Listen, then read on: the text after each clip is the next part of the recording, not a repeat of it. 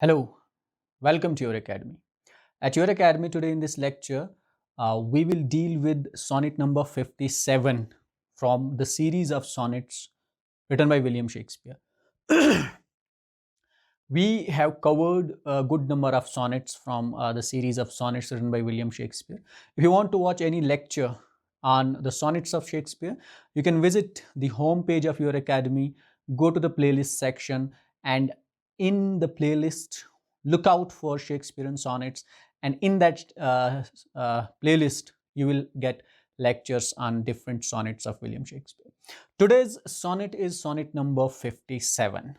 Now, before we read this sonnet and try to understand it, we need to first understand the context in which this sonnet has been written. Because these sonnets of William Shakespeare, though broadly divided, are dedicated to, for example, W.H. and the Darklady. But even those sonnets which are dedicated to W.H. and Darklady follow different patterns, are different themes and different subjects, different ideas in between. This sonnet, that is sonnet number 57, matches or coincides with sonnet number 26. Now, if you have read sonnet number 26, that sonnet deals with not merely the attraction of the poet with the youth, but also he thinks that it is his duty to serve the youth, to serve his beloved, who for that matter would be W.H. So in sonnet number 26, what the poet does is he offers his duties, he offers his services to the friend or to the beloved or to W.H.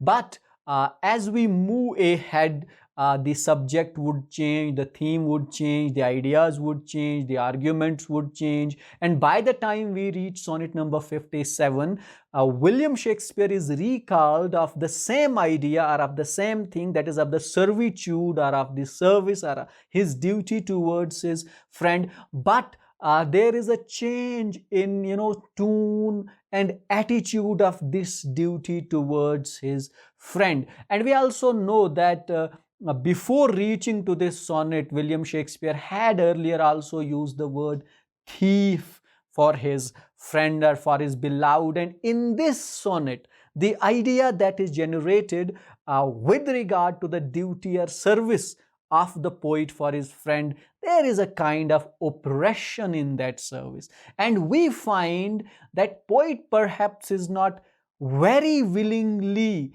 willing to offer his services for his beloved, but there seems to be a slight attitude in poet towards his friend or towards the beloved. And there is another thing, that this sonnet, the dominant theme of this sonnet would be a kind of slavery that people find when they fall in love with someone. And here poet considers himself the slave of his beloved, and though he is happy to give his services to him as he was in sonnet number 26, here that happiness has diminished a great deed. Now, William Shakespeare also makes use of the word service in this particular sonnet. And strangely, in the whole sonnet series from 1 to 154, William Shakespeare makes the use of this word service only twice. One is in this sonnet 57 and the other would be in sonnet number 149.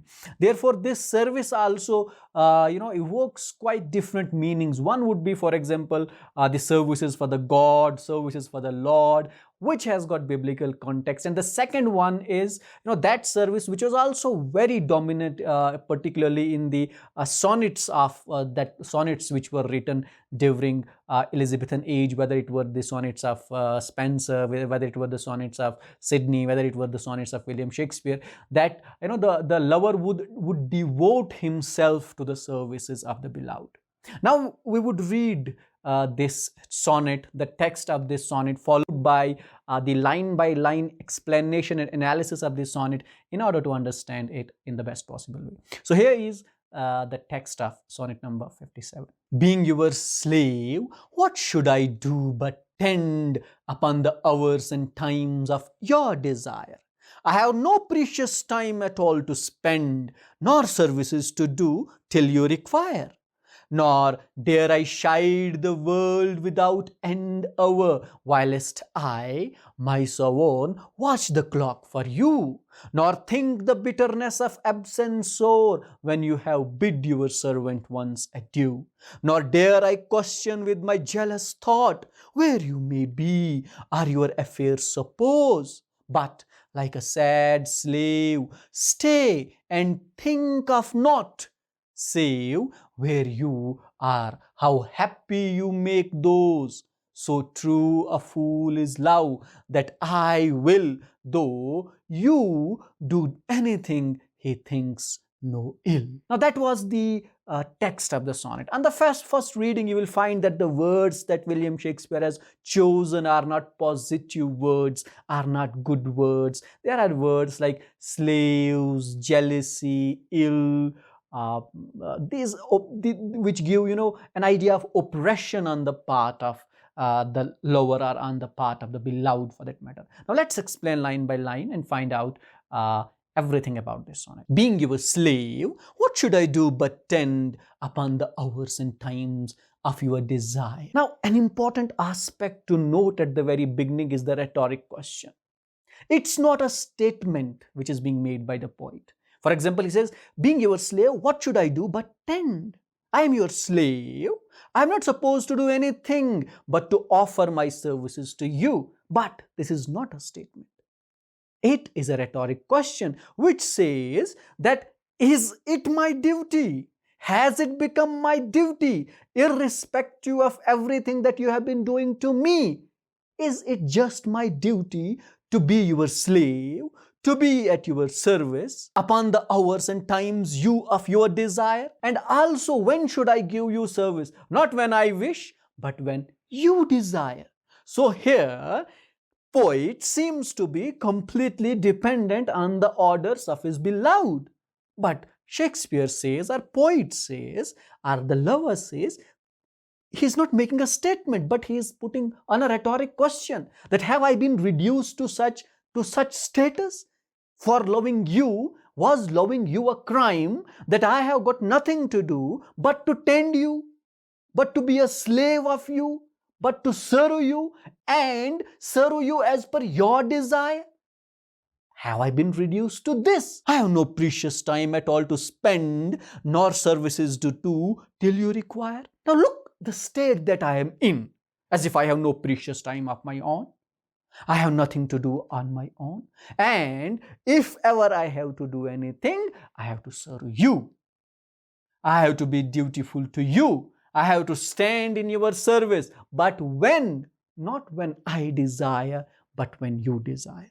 Now I am in a state where nothing good is attached to me. It is like, you have pushed me to a corner. I have got no self-respect. I have got no self-esteem. I have got nothing for myself. Anything and everything that I am supposed to do is serve you, and serve you as per your desire. Now that was the first quatrain. Now as I said earlier, that this sonnet, though talks about the service that the lover is lending to his beloved, but with a bit of complaint. Now there is a complaint in the tune of the lover, in the tune of the poet. He is offering his services, but seems that he is not happy with the attitude of his beloved towards him. He willingly, offered his services for his beloved, but seems that his beloved has taken him for granted. Coming to the second stanza, our second quatrain. Nor dare I chide the world without end hour, whilst I, my sovereign, watch the clock for you. Nor dare I chide the world without the end hour. What does this mean, world without the end hour? This phrase is taken from the Bible. And this means, unexhaustible world. A world which is not going to come to an end. A time which has become difficult to pass. Nor dare I chide. Now I have been pushed to a situation that I even cannot give up this world. I cannot say a bad thing about this world. this situation, a situation which is not going to end.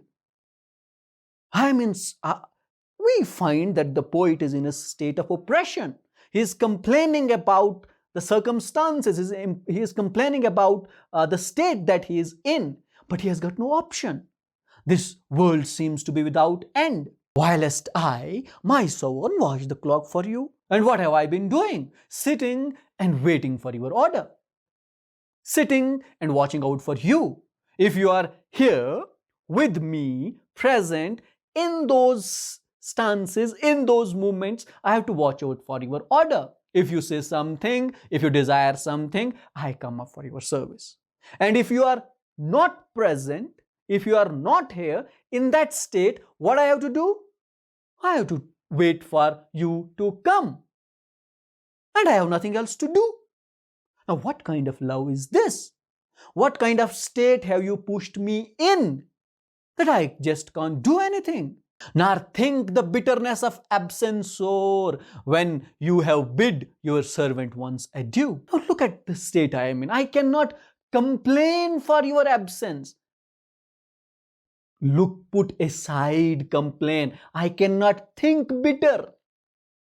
When you have left me, when you have bid me adieu, when you have bid me goodbye, and you have left me, I just can't think out of curiosity that where you have been, with whom have you been. Now, the ideas that have been floating in these lines or in these verses are about, sexual betrayal.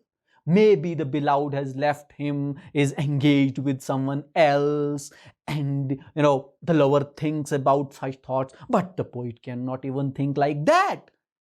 He cannot allow such thoughts to come in.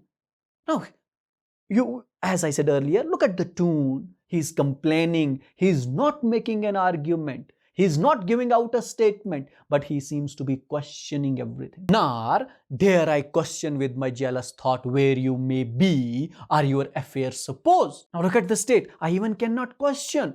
Where have you been in my absence? When you have been away from me, what were your affairs? What were the activities that you were engaged in? With whom were you spending your days and night? What were you doing? I even cannot question that. But I have to offer you my services. I am offering you my services as per your desire, and then I am not even allowed to think about your absence, to question what you have been doing when you are not around me. That's a state of oppression. That's an exploitation of the lover by the beloved. But like a sad slave, stay and think of naught, save where you are, how happy you make those. And I am like a sad slave. Now, as I said earlier, look at the choice of words that Shakespeare is making, that the poet is making. I am like a sad slave. I cannot think of anything. Not means not of anything, save, except what? That how lucky are those with whom you are right now. How lucky are those whom you are offering your presence, whom you are offering yourself, and you are making them happy. And I, sitting here, your slave, at your service, as per your desire, can't do anything. Coming to the concluding couplets of the sonnet. So true a fool is love, that in your will, though you do anything, he thinks no ill. Now, about love also, the things have changed, the opinions have changed throughout the sonnet sequence. Remember, let me not to the marriage of true minds admit impediment. Sonnet 116 deals with love absolutely differently. So does in Sonnet 130. But here, he calls love fool. Love is a foolish thing. Love is fool. And we also say love is blind. That it makes us such. It makes our psychology such that when we are in love with someone, and whatever he, she does, our beloved, we do not think any ill about him or about her. We do not think anything wrong about them. We think that they are doing good. They deserve our services, and we should offer our services to them. That is foolishness. Now, this sonnet is a complaint against the bad attitude of a beloved towards his lover.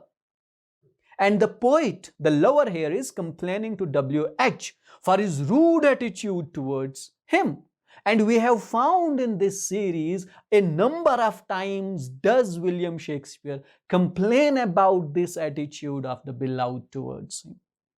And it happens to be a dominant theme of this particular sonnet also. He is not happy with his beloved the way he has been treating him. He has been treating him like a slave, and he thinks, am I a slave?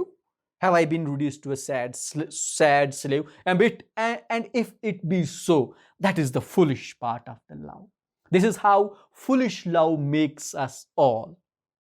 That is all we have at your academy. We dealt with sonnet number 57, and I hope that this lecture was helpful for you and you were able to understand or get an idea of sonnet number 57 by William Shakespeare. That is all we have at your academy. Thank you for watching, and don't forget to share, like, comment and subscribe on the videos of your academy. For more interesting stuff, keep watching your academy.